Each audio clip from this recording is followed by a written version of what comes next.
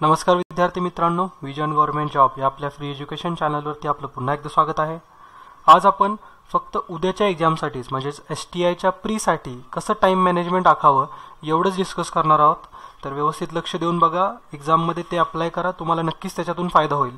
Okay, आणि तुम्ही फक्त एकच स्टेप तुमच्या सक्सेसफुल लाईफपासून दूर आहात, तर ही स्टेप व्यवस्थित जपून क्रॉस करा आणि काही सुद्धा टेन्शन घेऊ नका पेपरमध्ये, रिलॅक्समध्ये पेपर सॉल्व्ह करा।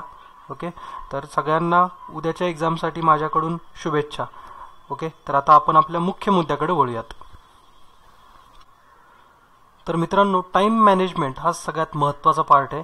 वर्षभर कितीही अभ्यास केला असेल तरी तिथे एक्झामच्या वेळेमध्ये ते 60 मिनिटं तुम्ही कसे युटिलाइज करताय ह्याच्यावरती सगळं काही डिपेंड आहे। तर ते 60 मिनिटं व्यवस्थित अटेम्प्ट करा आणि मी तर सजेस्ट करेलच की पहिले 2 मिनिटं तुम्ही फक्त पेपर ओव्हरलुक करण्यासाठी द्या। म्हणजे जे जे क्वेश्चन्स तुम्हाला येत आहेत त्या क्वेश्चन्सच्या नंबर पुढे एक छोटासा गोल करून ठेवा। आता हे इन्स्ट्रक्शन तिथं पेपरमध्ये दिलेले असतात की काही जरी पेपरवरती मार्किंग केलं तर ते कॉपी पकडण्यात येईल, आणि दुसरी इन्स्ट्रक्शन म्हणजे ते जे पेपर दिल्यानंतर ते सील फोडायचं नसतं, ते बेल झाल्याशिवाय। तर हे 2 इन्स्ट्रक्शन आहेत। आता याच्यामध्ये थोडीशी रिस्क आहे, ते तुमच्या रिस्कवरती ठरवा त्या पेपरमध्ये मार्किंग करायची की नाही त्या क्वेश्चनला। ओके, त्या आन्सरला कुठं मार्क करू नका, बट क्वेश्चनला तरी करा, कारण जरी इन्व्हिजिलेटरनी काही म्हणला तरी तो एवढं काही म्हणणार नाही क्वेश्चनला जर फक्त मार्क असेल तर।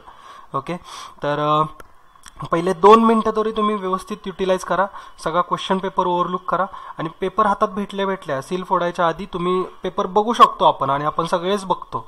ओके, तर सगळे क्वेश्चन आपण व्यवस्थित बघत असतो आणि तुम्ही पण बघा, तर त्याला एवढी काही अडचण येत नाही त्याच्यातून। आणि पेपर वेळ सुरू झाल्यानंतर पहिले 2 मिनिटं हे ओव्हरलुक करण्याकडे द्या, आणि जे जे सब्जेक्ट्स तुम्ही केलेले आहेत तुम्ही तुमच्या स्वतःशी ओनेस्ट राहा। जर पॉलिटी, जिओग्राफी, इकॉनॉमी केला असेल तर तेवढेच क्वेश्चन्सकडे तुम्ही बघा व्यवस्थित, ते क्वेश्चन्स कुठे आहेत त्या 2 मिनिटांमध्येच त्या क्वेश्चन्सला गोल करून घ्या आणि नंतर व्यवस्थित अटेम्प्ट करायचेत। ओके, आणि जे क्वेश्चन्स केलेच नाही आहेत, समजा सायन्स केलाच नाही आहे, हिस्ट्री केलंच नाही आहे, तर त्याच्याकडे जाऊच नका ना, ओनेस्ट राहा तुमच्या स्वतःशी तरी। उगाच फसवणूक करू नका स्वतःची, कारण मला येतोय मी क्वेश्चन वाचल, ऑप्शन बघल आणि आन्सर येईल, असं काही करू नका। जे टॉपिक केलेत त्याच्यावरतीच फोकस ठेवा।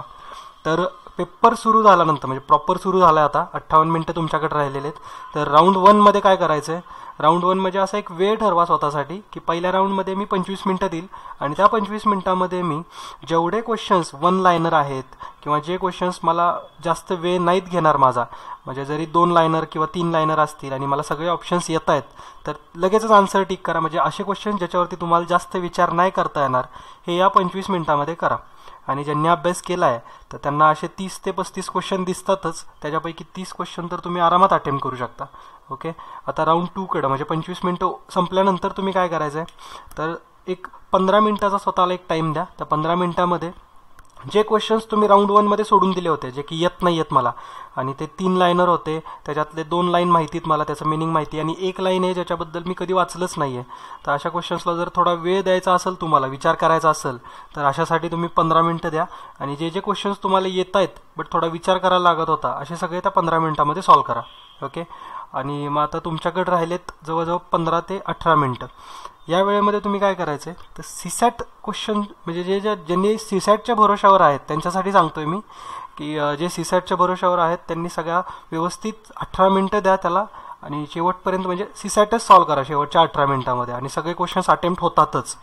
आणि जे कुणी सीसॅटच्या भरोशावरती नाही आहेत, म्हणजे ज्यांना सीसॅट येतच नाही, अशांना ते बुद्धिमत्ता चाचणीचे क्वेश्चन्स तरी येत असतील असं मी गृहीत धरतो, आणि त्याच्यासाठी 8 मिनिटं तरी तुम्ही द्या।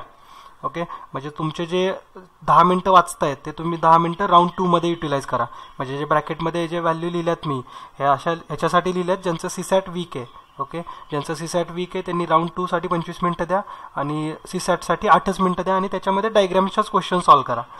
ओके, आणि म्हणजे जे मिरर इमेज वगैरे असतात तशा टाईपचे जे अंकगणिताचे क्वेश्चन आहेत ते जर तुम्ही प्रॅक्टिस केली नसेल तर करू नका एक्झाममध्ये। ओके, तर एवढंच तुम्हाला टाईम मॅनेजमेंट सांगायचं होतं। आपण टाइम मॅनेजमेंट बघितलेलं, आता अटेम्प्ट काय असावा हे थोडक्यात बघू। तर मला वाटते की स्टँडर्ड अटेम्प्ट हा तुमचा 55च्या पुढं तरी असावा, म्हणजे 55 ते 60च्या दरम्यान जरी असेल तर तो स्टँडर्ड अटेम्प्ट पकडला जाईल।